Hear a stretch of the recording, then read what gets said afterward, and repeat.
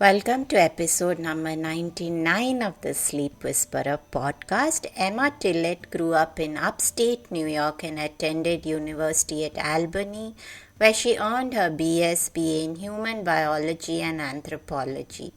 Emma's personal health journey began from a young age with eczema, allergies, asthma, and chronic infections.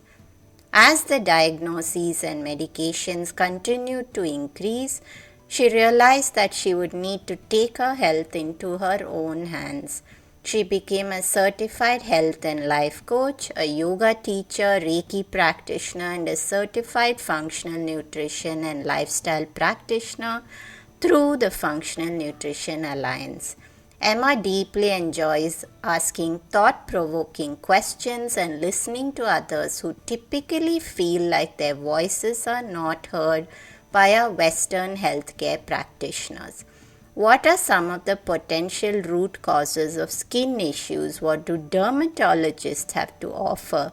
How does skin inflammation impact sleep? And how does poor sleep aggravate skin conditions?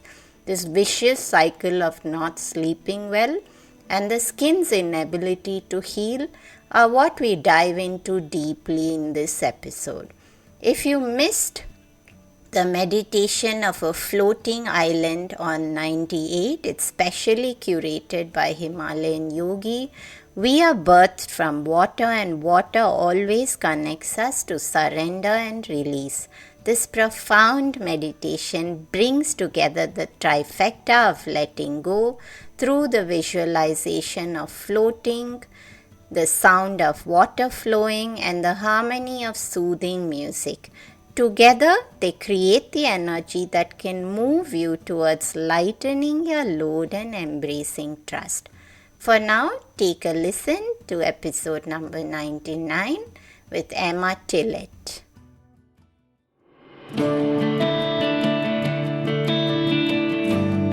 Hey everyone, I'm Deepa, Light Functional Medicine Practitioner, author and yogini, and you're listening to the Sleep Whisperer podcast, the only sleep podcast with conversations and meditations.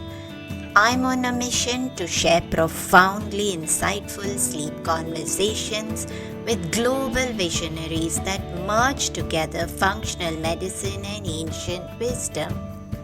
Breathe in bliss through weekly guided meditations and let yourself enter the land of dreams. Together, let's unravel the pieces, get to the roots, and understand the right tools to transform your sleep completely. Through this podcast, I want you to dream the best version of yourself. It's time to regain hope and begin your sleep journey. Emma, welcome to the Sleep Whisperer podcast. It's a pleasure to always have conversations with friends and colleagues, and this is a topic also that is very dear to my heart. I haven't actually spoken about this before, but I personally have suffered from decades of skin conditions, and including urticaria, eczema, psoriasis, acne, you name it, I've been through it, where my skin was in such severe state of flare that it deeply impacts your confidence. I mean, it's really, I don't think anybody ever told me back then as a child or even growing through college life that it pointed towards something which is, your skin is really a barometer of what's going on in your body. And today I truly feel that it's not aesthetics alone, because even today, Emma, I see a lot of friends who have young daughters who are just starting to develop skin issues, and they kind of scoff the kids that it's just something you're going through because of the age and don't make a big deal about it. And I'm always scolding my friends saying, please don't do that, because this is who your daughter is going to become. So please support her in helping her through these skin conditions. So today we are talking about skin conditions and sleep. And people might actually wonder, what does sleep have to do with it? Yes, maybe they know that sleep does help skin to recover, but there's so many intersections between skin and sleep. But maybe you could just get started telling us about your own personal journey, because I know, just like me, Emma, that you've also struggled with these issues. So please share a little bit about your own journey. Yeah, sounds good. I'm very happy to be here, and I've got major chills when you were going through your own journey a little bit, because it's been the joke of the family that I popped out of the womb with eczema. People called me grandma hands when I was little, and yeah, it was part of my identity, being sort of, is this girl contagious? What's wrong with her hands? And it's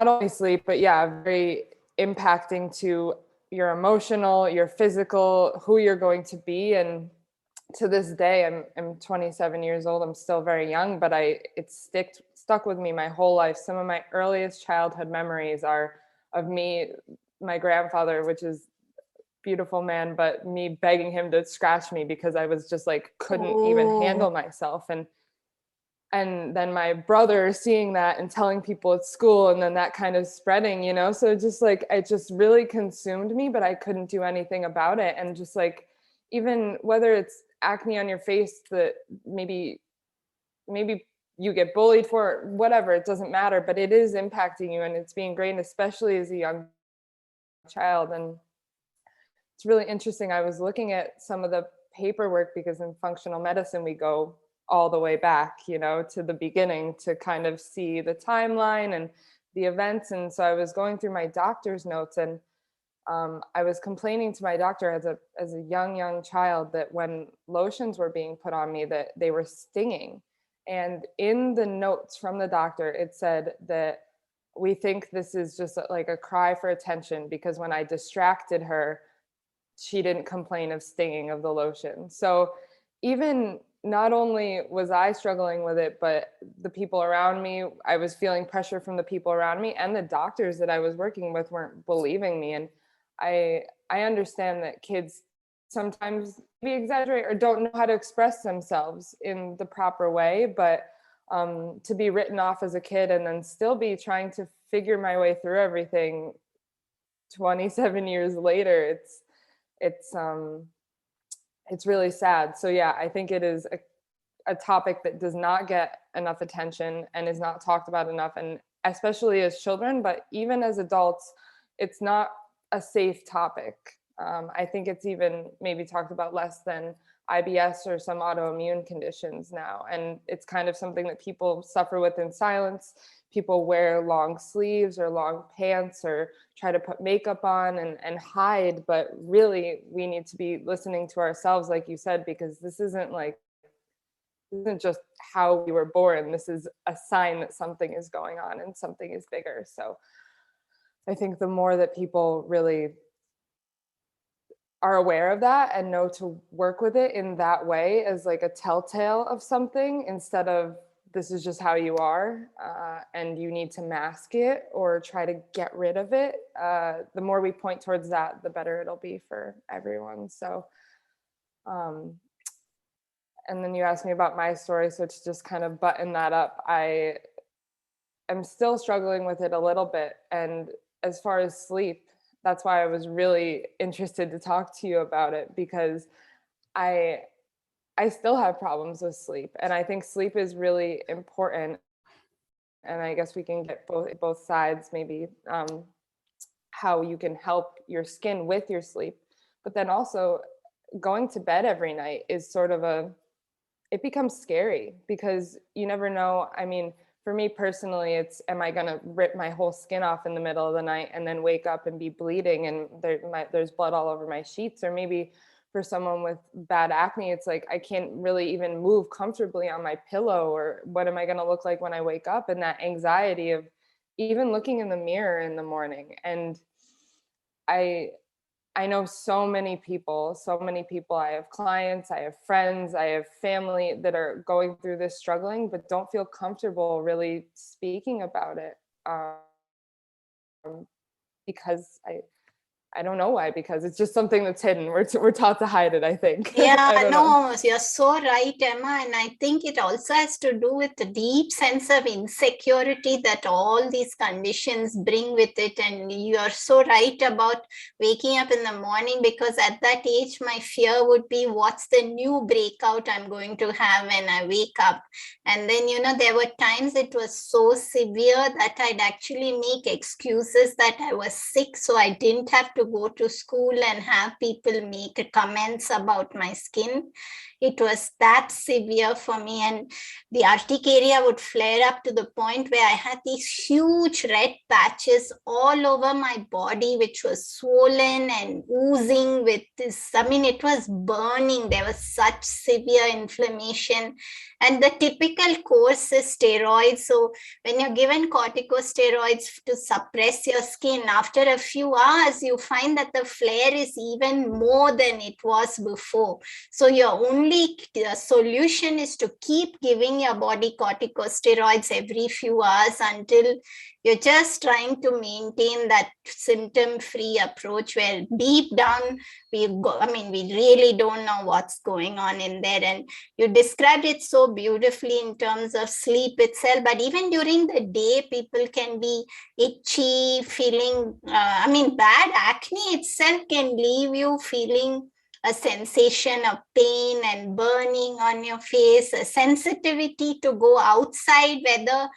it's excess cold or excess heat, both of which can be huge triggers to increase aggravation of the skin. And of course, the inability to fall asleep itself if you're in such pain. So maybe we could talk about first, there's obviously this is going to be different for everybody, but I'd love for us to get started by just looking into all the possible root causes, because even today, Emma, the most well-known dermatologists, their course of treatment for all these conditions is low-dose antibiotics, topical corticosteroids, putting women on birth control pills. So I don't think we've created the ripple of change that we truly need to. No, definitely not. And before I jump into the root causes, I was given antibiotics from less than 6 months on, and I was having intense reactions to them, was putting corticosteroids on it.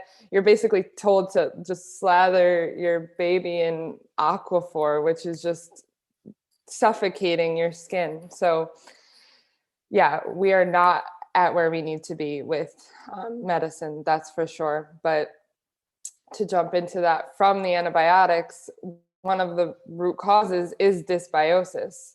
So just good bacteria and bad bacteria in your body, and the bad bacteria outgrows the good bacteria because something happens to the good bacteria. It could be a variety of things. It can happen from stress, as we know, bad sleep, poor diet, but as a baby, a lot of the times it is antibiotics. And that was a problem for me as well. C-section births, not being breastfed. And I know that's not an option for everyone, but I was also looking back at my paperwork from when I was a kid, and my mom was trying to breastfeed me, and they said, no, since she has eczema, switch her to soy bottle feed. And nowadays, I think people know that that's maybe not the best course of action, but 27 years ago, that's what they were telling the mothers to do. Okay, maybe the baby doesn't like your breast milk, start feeding it soy bottle. So that was back then. I think we've developed a little bit since then, but the other root causes can be just a sluggish liver, stress, candida. And I think these things are really all caused by sort of one and the same, like things that happen to us in our lives, whether it be antibiotics, stress, sleep. Allergies that develop early as a kid and aren't tended to, food sensitivities. I found out 20 years later that eggs are detrimental to my health, and I didn't know that back then. If we had gone through some sort of trials of eating things and not eating things, then we would have figured that out earlier. But there were no recommendations on eliminating any inflammatory foods. There were no probiotics given when I was given antibiotics. I remember these little antibiotics I was given as a kid. You would get a stuffed animal dog at the end. And it was like, it was fun for me as a child to get antibiotics. And I remember that so specifically. And it was a game. And I thought, oh, cool, I get antibiotics again. I get this little toy dog. So something that was so detrimental to my health now. And I am consistently trying to build up my microbiome to this day. It was just normal as a kid for me. So and Emma, I think I should ask you also, because you mentioned dysbiosis, and there's so many women who, I mean, I'm not saying women, so many people who are on antidepressants, antihistamines. I know people who've been on antihistamines for 1 decade. So these are also so disruptive to the microbiome. And then usually the reaction is that doctors, dermatologists, they don't really tell people that there is long-term consequences, because usually when I get clients like that, they're always trying to convince me that it's a low dose and it doesn't have any side effect. And then it's simply impossible to get through to them, because they've been told this so many times and they've been on this drug for well over a decade, so much to the fact that they have trauma and anxiety to even think about letting it go, if that makes any sense. Yes, it definitely makes a lot of sense. And it's also not only these drugs, they cause dysbiosis, definitely, but they also cause strain to your liver. So two things that are supporting your skin are then just being stunted by these medications that are supposed to be helping them. So I do have people coming to me saying, if I don't take my antihistamine, I can't sleep, because it does help short term, but then long term, you are doing more damage. So it's kind of fighting this battle between managing it in the present and helping these people to get off of this thing that's been ingrained in them for so long, this system. And me as well, and I see it all around these days, women getting on birth control 15 years old, maybe even younger, and saying, okay, this will help regulate out your hormones and everything, but really you're just causing a system that should be working to be more stunted by replacing it with hormones, when we should be supporting the system. So you know it all too well. But to get back to the microbiome, I mean, it's really sad to me that doctors aren't telling patients that this could be happening. And I think if that is the treatment that they need to say for their profession, you know, that's fine. I understand that that's what they're taught in medical school. And I think that needs to be a whole different conversation to sort of loop everyone in together and make medical school, or just doctors and our sort of practices, more cohesive. But I think it's really important to at least say, if you're going to take this medication, we need to figure something out for the long term, because this can't be taken long term.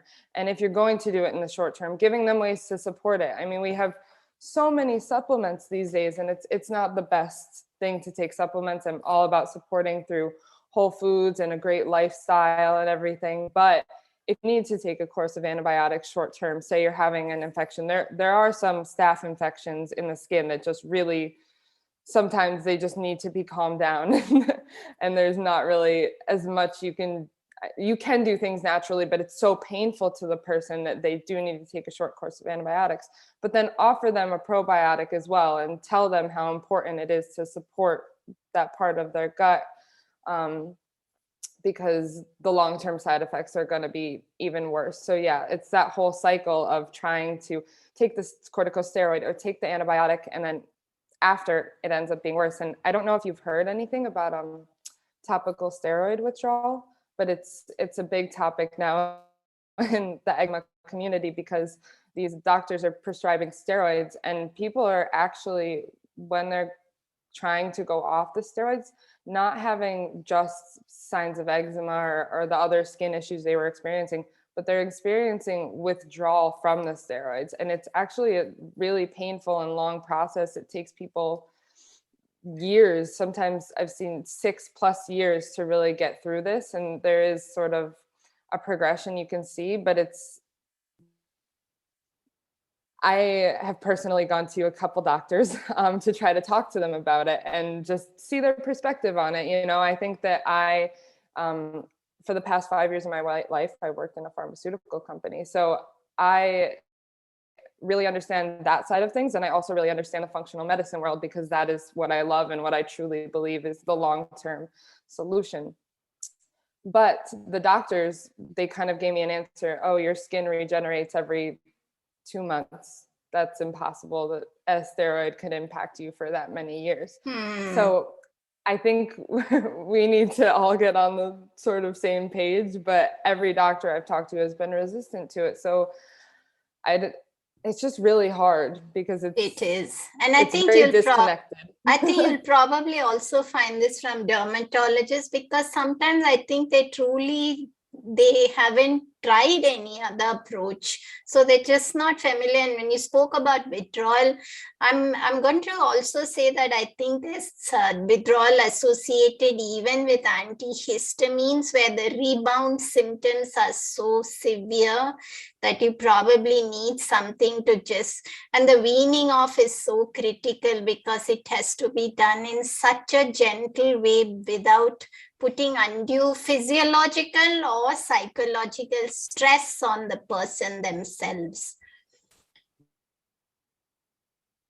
Yes, definitely. And there was times when I was taking multiple antihistamines a day just to try to get through the day, but really that's not what we should be doing. We're suppressing a whole system that's telling us something. And I mean, we know inflammation is red, itchy, swollen. That's inflammation. So where is this inflammation coming from? And why are we only treating it topically? Why are we not looking further inside? So I love the work that you do and the work that I do and other practitioners we know, because we are really trying to get to the inside of everything instead of just focusing on surface level. And I would love, Emma, before we actually go into looking at ways to improve this, if you've got any sort of skin condition, beyond some of those root causes that you described, could you just walk us through everything else that can actually trigger skin inflammation, whether it's acute or chronic? Maybe you could just walk us through whatever, be it emotional factors.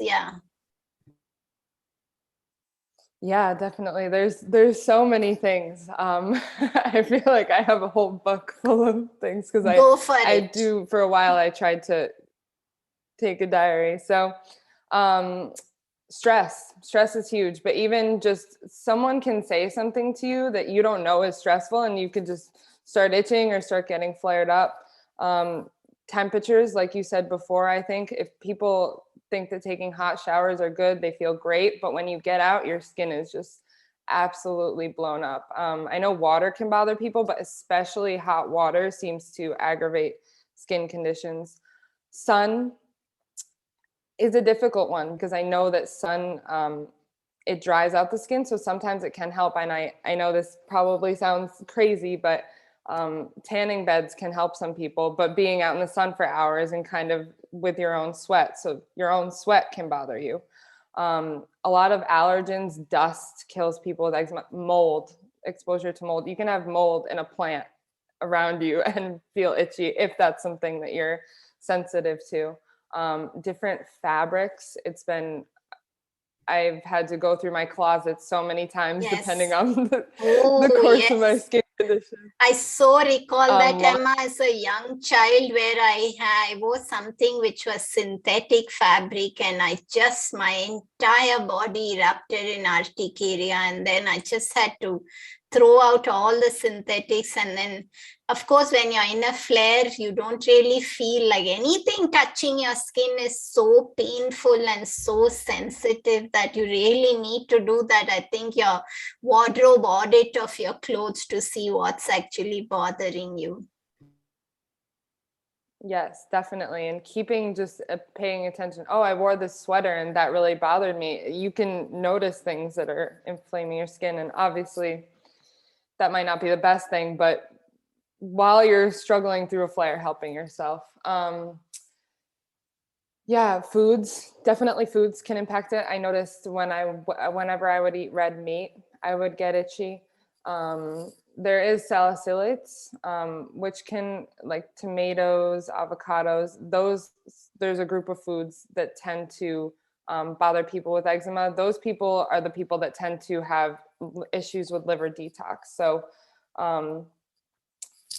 yeah, sorry, I'm getting into a different topic, but the last thing I wanted to talk about, which I found out recently, which I thought was super interesting, fabrics and fabric dyes, because I was buying all like good clothing, good cotton, or what felt good for my skin. But recently I found out that if something is like black or a darker color, it takes more like dyes to dye the fabric and then to seal the color in there. So actually, sometimes the chemicals that people use to dye the fabrics and seal them can be toxic to people. So even if you have eczema, buying like lighter clothes, like white or things that didn't need to be dyed as much can impact you. Yeah, that's a great point, because I think that's so true. And of course, on that note, then we should also talk about the fact that maybe it would be best to explore forms of clothing which are more natural dyes and more organic fabrics, things which don't really have the chemical load, which might be an impact on the liver itself. Yes, definitely. And I know it's not easy or maybe always the cheapest option, you know, it's hard. It's really hard to find good clothes. And I'm in a bunch of groups on Facebook for organic dyed clothes, and I try to support people. But just really trying to find things that feel good for you, that are organic. It does make a difference if that is something that bothers you. So I think it's important to see, okay, am I noticing that when I wear certain things, certain colors, certain fabrics, I'm having flares or whatever, more issues with the skin? Then maybe that's something to look towards. But before that, I always look at the laundry detergent. That is number one for me. Every time something feels a little off in my body, I go look at the laundry detergent, and usually it's a really great place to start. And it's hard because in all laundry detergents, there is some sort of chemicals, but scents really tend to bother me. And I've noticed that with the people I work with, when they just switch to an unscented, even if it might not be like a plant-based or more biological, that even just taking away the scent can help with the itching. But it's also interesting because on the flip side of it, some people say they put like lavender essential oil on their skin and it helps. But for me, I've always found the least scented, the better. And I know that there are some herbs that can be anti-inflammatory, but it's hard. That's a good point you made, Emma, because sometimes there's this categorical belief that essential oils are absolutely safe for everything. And that's kind of also the promo message that comes out of a lot of people who are advocates for essential oils. So I do know that I was also as sensitive as you described to anything that had some sort of a scent on it. So I would agree with you that if it's probably your skin is in that state where it's so sensitive that it might be good to just try and take out all of those, anything to do with scents, because I think the sense of smell is one of the strongest impact on our liver. And if you're having these skin challenges, our liver's already compromised in function. So great points that you made, but maybe now we could just take a U-turn and start to look at what can we actually do for ourselves. Where do we begin? Because let's say that someone is struggling and we want to be able to help them not only in their skin overall, where we're supporting them in a way where they're just recovering, we're helping to rebuild confidence, but also, of course, the sleep and the skin intersection. So if we could talk about that, it would be great. Yeah, I will start with one way that I found is the best for setting yourself up for sleep. So a lot of people that I see with myself and some people I've worked with, that when you go to bed and you haven't properly digested, you tend to have a much worse night of sleep with your skin.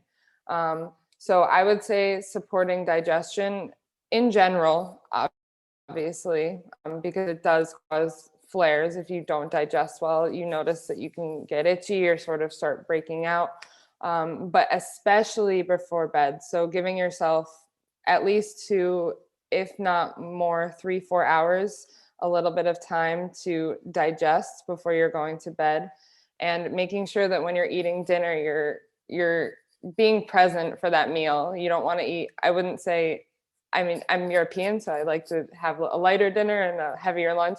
I'm not saying change your whole life, but you don't want to sort of overstuff yourself at dinner. You want to eat it consciously, maybe not in front of a TV. If you can sort of like enjoy the space you're in, take some breaths, try to activate your parasympathetic nervous system. Obviously, there are things that can help to support digestion, but I would just say like trying to relax, take some breaths, really enjoy the meal, smell it, appreciate it, and then give yourself enough time to wind down before you go to bed.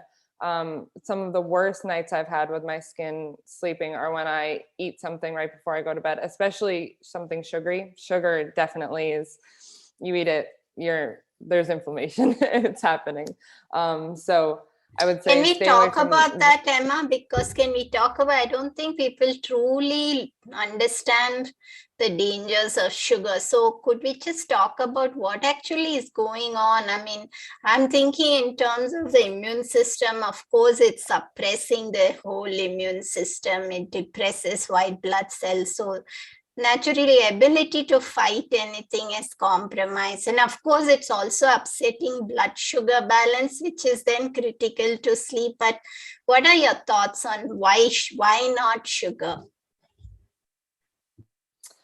So I guess for me personally, I do feel like it also feeds the candida, or the bad bacteria in your body. So along with all the other issues that you stated, I really feel like, for me personally, I know that one of my issues, one of my root causes was candida. So I think that the candida feeding on the sugar was definitely causing inflammation for me. But I also think that, I mean, I'm not a super expert on this, so maybe I'm going to butcher it a little bit, but our cortisol, right? Throughout the day, it's supposed to go down, down, down. And then as we're sleeping, it's supposed to build up. And every time I eat sugar before bed, I notice I have a cortisol spike. I'm waking up in the middle of the night around maybe like 1 or 2 or 3, around that time when your liver is supposed to be detoxing, and I'm itching. I can't go back to bed. My heart's racing a little bit. I'm like struggling to even figure out if I'm half awake or if I'm awake, and then I look over and I, ripped half of my skin apart. So that is just something over many years that I have sort of found with my body with testing my blood sugar, to see. I've never actually had my hormones tested in the middle of the night to see how that is, but from the time that it's happening and from when I've tested my blood sugar and just saying, okay, I ate sugar on this night before bed. I love chocolate. I love chocolate so much. I wish I could eat chocolate before bed, but it's just not good for me, because every time it happens, I go to sleep normally. I try to go to sleep before 10 p.m. We'll talk about that in a minute. But then 1, 2, 3, around that time when your liver's trying to detox, I wake up and it's like I'm racing. My heart's racing. Anxiety, anxious. Exactly. Yep. And it's always sort of that response, which to me feels like a cortisol spike, and it also feels like it's very linked to the sugar, because I have much deeper of a sleep when I sort of eat vegetables and maybe a little bit of just fat and a little bit of protein before bed. Nothing crazy. Small meal, cooked usually is better. And I also noticed that hot meals are better for eczema. I don't know if you've ever had any experience with maybe hot or cold meals feeling better for you. I actually crave cool. I actually crave cool meals all the time, Emma. So in fact, at home, I'm the only one craving cool meals, and my husband and my son love warm meals. And I know if you look at Ayurveda, there's a lot to do with the body type and what you generally seek out. But on a general basis, what I've heard is that try to keep the summers more cool and the winters more warm, to just like, whenever the adrenals get a bit stressed in winter and the cold, then stay with warm foods. And yes, definitely. And I think we all just need to listen to our bodies. And I definitely noticed from the seasons I change. Let's get back to Ayurveda maybe for a second. I notice and have noticed over the years, and I don't know if you've noticed, but 10 p.m. it's that fire time. Yes, absolutely. And I had a conversation with Reema Shah on Ayurveda in one of the episodes, and she really broke down the different times. When is Kapha, when is Pitta, when is Vata. And you're absolutely right. If you're in that fire time and you are not asleep at that time, then you've kind of stoked the fire and it's going strong. And then everything related to that fire energy it's all about active, energetic, and that's so the opposite of sleep. Yes, exactly. And it's also just goes hand in hand with being itchy or being inflamed. So I really, as soon as I hit past that 10 p.m. time, up, ready to go, moving around.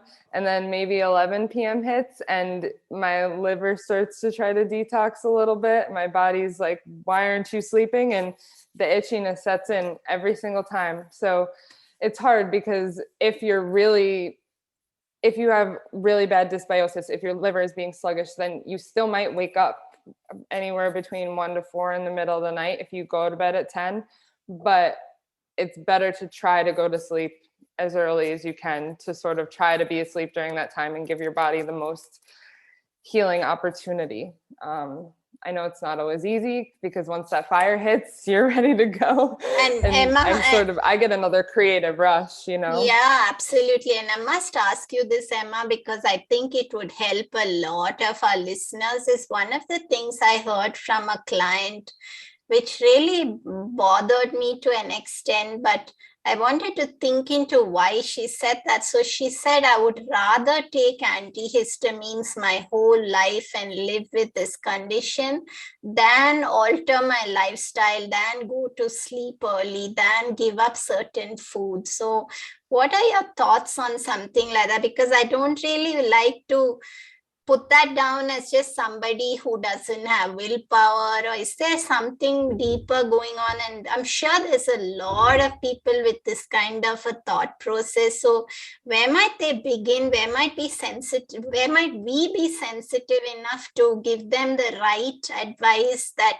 helps them to break this down into gentle steps? Yeah, I love that you bring that up, because that's kind of how our society is right now. People want the quick fix. People want the meal already prepared. People don't have time. They have careers, they have families, or whatnot to go through. So it is really hard, because people do need to be ready to make these changes, I would say, if you want to completely clear your skin condition and not be worrying about it at all. It's a lot. It's really, you have to focus down. You have to not only work on what you're eating, how you're managing your stress, how you're managing your time. But I would say to these people that one thing at a time, just one small thing at a time. I like to talk to people and just see, okay, what feels good for you in your life right now? What do you need most in your life right now? What's bothering you the most? And if you're not really getting down to something that is hitting the person in their heart space, in their center, then they're not going to make that change for it. It needs to really be something that impacts them. So maybe they don't mind taking an antihistamine every night because they can sleep, but a lot of the times I find that people with families, they don't want their kids to have to go through the same things that they go through. So that's can be a huge motivation to kind of say, okay, you don't want your kids to go through this. You've suffered for years, but so maybe if you try to figure out for yourself, then you will be able to show your kids how to do it as well.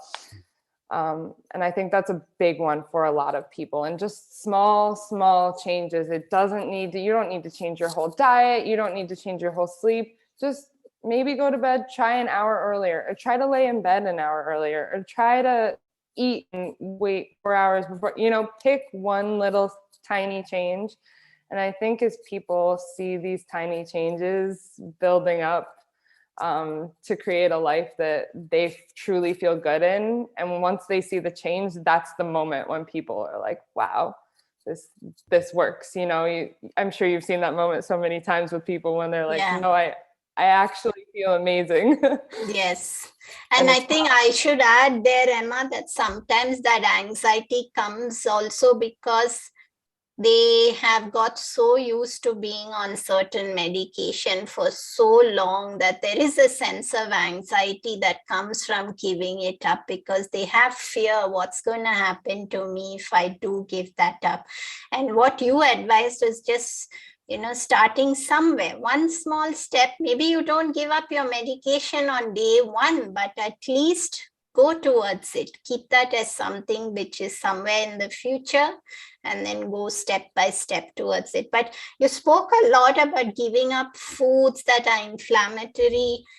Maybe you could walk us through a little bit about that. Is that unique to each person? Is there a general paradigm that you have clients begin with? Is there a systematic approach where you go through what is necessary based upon their lab work? How's your approach?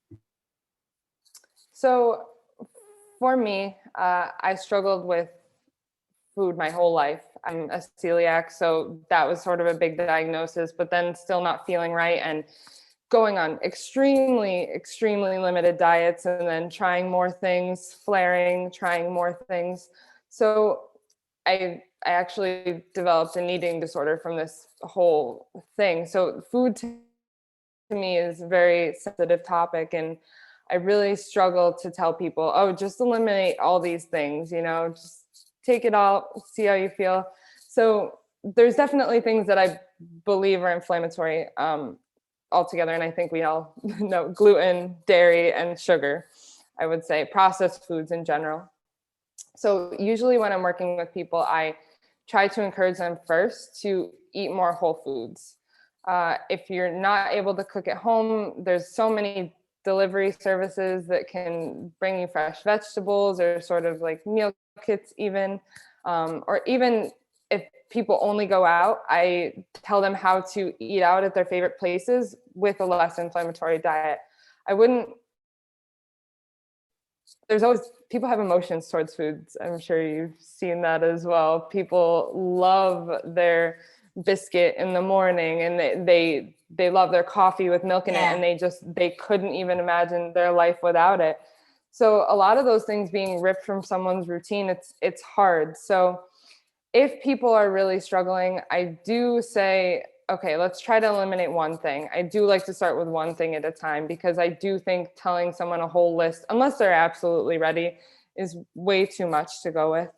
I am not a huge fan of food sensitivity testing. I did have it done myself eventually after going through so many things, because I was restricting, which found that eggs was a huge issue for me, which was big, because I don't think I ever would have eliminated eggs if not, and it's been great. So gluten, dairy, and sugar, processed foods, I think is a great place to start. I think that some other things I've seen a lot of people come in with are eggs, corn, soya, nuts, even salicylate foods. So tomatoes, avocados, peppers. it does depend on the person though. So I'm listing all these off, but I don't want anyone to go take all these things out of their diet. I think it's very important to just kind of gently try one thing, see how it feels for maybe a couple months. If you don't feel any better, try adding it back in and try one other thing, just to kind of maybe experiment. I think that's a good place to start if you don't know, and obviously keeping a food journal. But I also don't like to tell everyone to keep a food journal of everything, because I know to me that sort of felt like it was more of a toxic thing at times to be like, yes, I ate all this. I was sort of fighting with myself to write down maybe less than I wanted to, or maybe a more perfect thing. And it just wasn't a good thing mentally for me. So I'm more of a gentle experimentation person. But it's, yeah, that gluten, dairy, and processed foods and sugar. And I know that sometimes toxic. just gluten, dairy, sugar itself can seem quite restrictive to many people, because that sometimes that's all they're eating. They're eating gluten, dairy, and sugar, and then again, that itself can feel very restrictive. But I would love for you to take us through how to actually help yourself sleep better when you're struggling with skin inflammation. What are some of the things that we can do in the evening? The kind of food that we can have for dinner? What can we actually do to begin helping us? And maybe to the first night, we're not going to end up sleeping for 8 to 9 hours. Maybe we're just going to increase that from waking up every 3 hours to sleeping for 4 to 5. But what can we actually do? The first thing I will say is meditation. So your podcast is great for this. So I think it's really great to sort of calm the nervous system before bed. I think that is a great practice for people.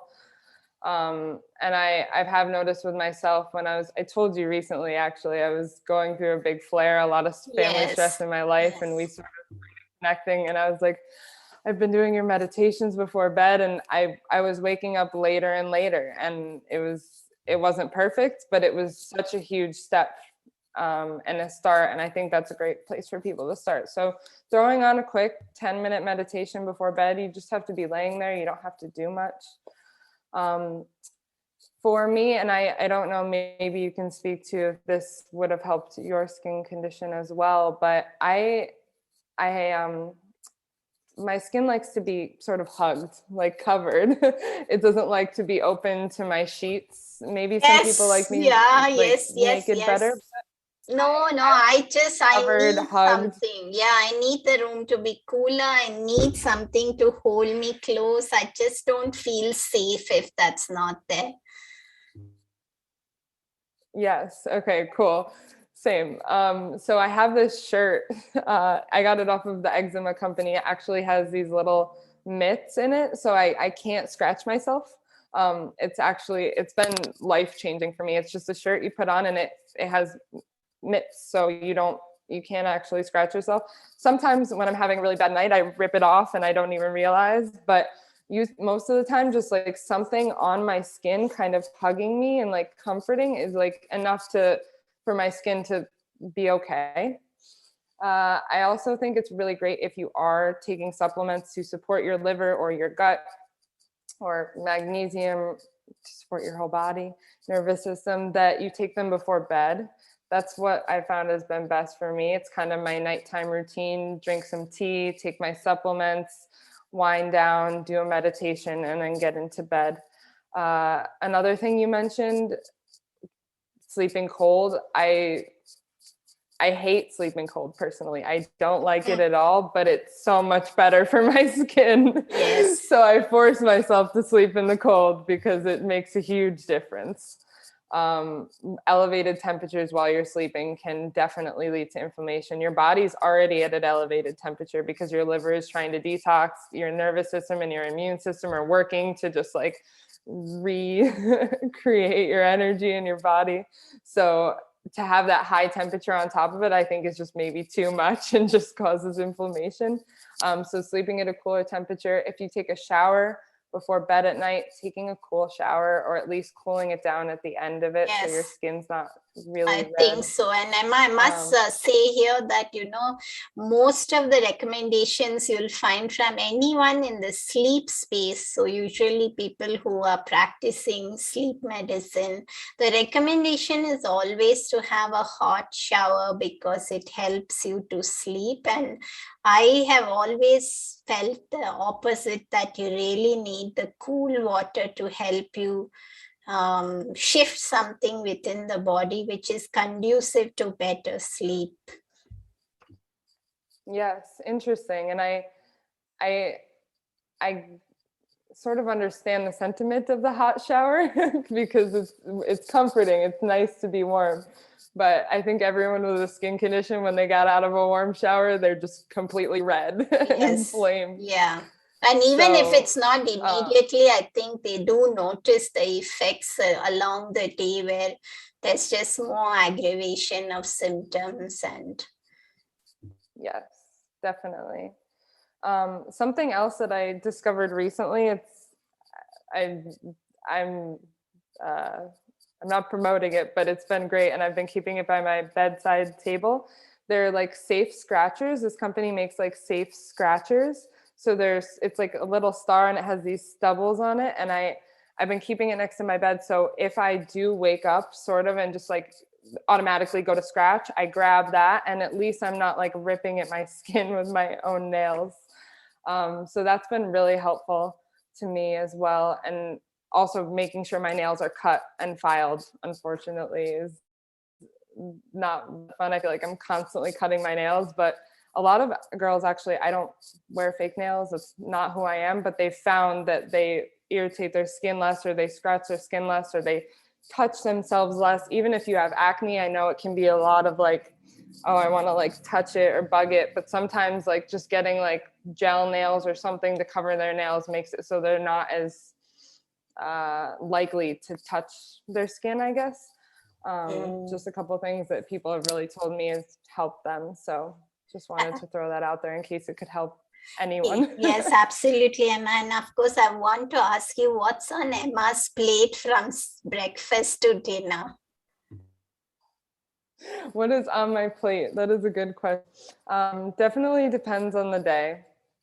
But in the morning, I'm a big oatmeal person, but I don't really put much oats in it. It's more of just pumpkin seeds, chia seeds, hemp seeds, flax seeds, a little bit of oats, a little bit of water, a ton of cinnamon and fresh fruit, a little bit of nut butter.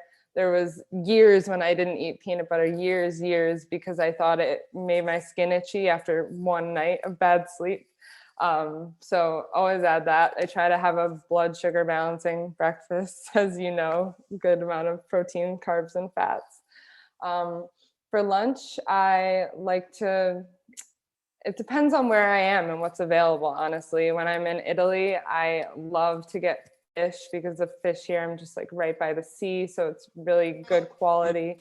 And with a little bit of vegetables, maybe it's a starch. I don't eat a ton of meat because it does make me flare, but I know it's good for some people. But for me personally, I found sticking to just more vegetables is better for me. And then for dinner, soup. I love curry. I'm just anything like warm, comforting, spicy. I try to put turmeric in as much as possible. That is actually another thing that I don't know if you've noticed a difference, but the more turmeric I put into my diet, the less inflamed my skin is, 100%. I've gone through times when I haven't had any turmeric, and I have experimented, because like I said, done a lot of dietary experimentation, but there's been times when I've made sure there's turmeric in my oatmeal, in my lunch, and in my dinner, and I go to bed and I have a much better, less inflamed sleep. And I know turmeric is really anti-inflammatory. I know it can also be dangerous for some people who are taking medications because it can be a blood thinner. So I don't want to say that everyone should just go and throw turmeric and everything. No, but Emma, but for me, it was coming from India, because turmeric is such a big part of our cuisine. I don't think turmeric from your food is really that much of a contraindication, even if you're on blood thinning medication. I think it's more when you get a high dose, you're trying to take a curcumin pill, which is in a higher dose. But personally, I don't know if the food source of turmeric is a problem. Okay, cool. Yeah, I wasn't sure about that, so I just wanted to put that out there in case that was something anyone was taking into consideration. But yeah, just completely consuming myself with turmeric has been really essential as well, and like just calming my inflammation overall. So I would love to come to India someday. The cuisine is ideal, yes. I think, for anti-inflammatory. When you're here in India and you're staying with me, we'll do a live episode from my farm here. Gosh, would love that. Any final words, Emma? Because I know we are really close to concluding this episode. Anything that you feel you missed sharing in terms of how skin and sleep intersect?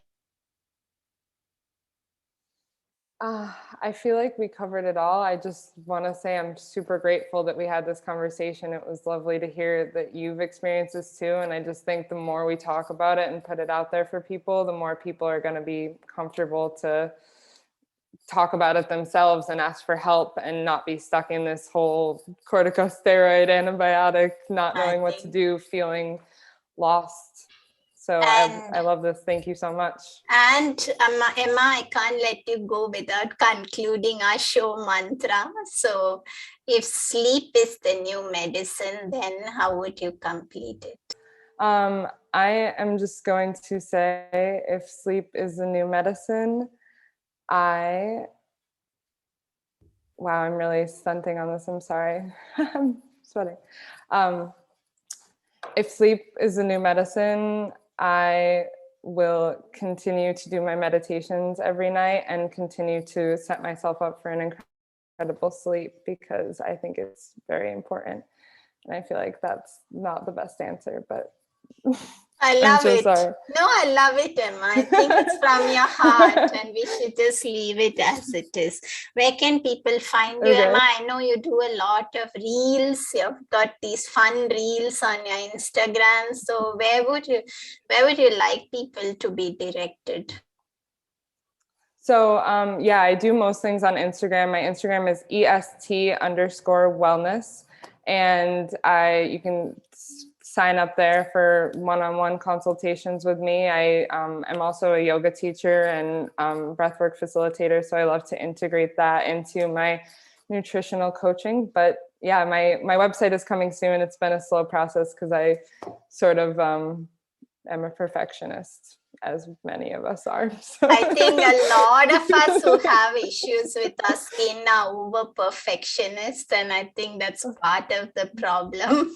And that's part of the problem why I thought about that answer to the question, thought about a million responses. I got a whole flush of heat and then couldn't answer. I'm sorry. No, it's fine. It's me. And that's why I was like, just be yourself. And that we always have these perfectionist moments. I know. And I think we do tend to get people who are prone to skin challenges. I think we do get very anxious because we want to get everything absolutely perfect. And Emma, just an hour before our conversation, I was getting advice by my husband how I'm over perfectionist, and he was telling me that's your problem because you just don't know how to go with the flow, and you just want everything to be perfect the moment you decide it should be perfect. And life is not that way. And I do know that is part of the whole fire personality, this Wonder Woman and the excess fire, where we're always trying to get everything absolutely right. But I think it has has helped me over the years to try to move a little bit away from that. So just shutting off my phone and my work by 5 p.m. and kind of switching off my mind after that, that nothing's going to bother me post that. That's been a huge game changer for my skin and for my sleep. But thank you for your time. We had a great conversation. I'm so grateful that you came here today to chat with me. Stay in touch, Emma, and keep changing the world of skin challenges out there. Yes, thank you so much. You too. It's been lovely. Hi everyone, I hope you enjoyed the show today. Just a reminder that this podcast is for information purposes only. It is not a substitute for professional care by a doctor or otherwise qualified health professional. This information is provided on the understanding that it does not constitute medical or other professional advice or services. If you are looking for personal help on your health journey, do seek out a qualified professional. Please do make your own healthcare decisions based upon your research and in partnership with a qualified healthcare professional. It is in no way intended as medical advice or a treatment or cure for any condition. Be sure to always directly work with a qualified practitioner before making any changes to your diet or lifestyle that may feel out of your realm of comfort or understanding. If you are looking for an allied functional medicine practitioner, do seek out more information on www.phytothrive.com. It is important that you have someone who is qualified and understands your health personally in order to provide adequate care, especially when it comes to chronic health conditions. Be sure to subscribe to the Sleep Whisperer podcast on your favorite podcast app to get each episode as soon as it launches.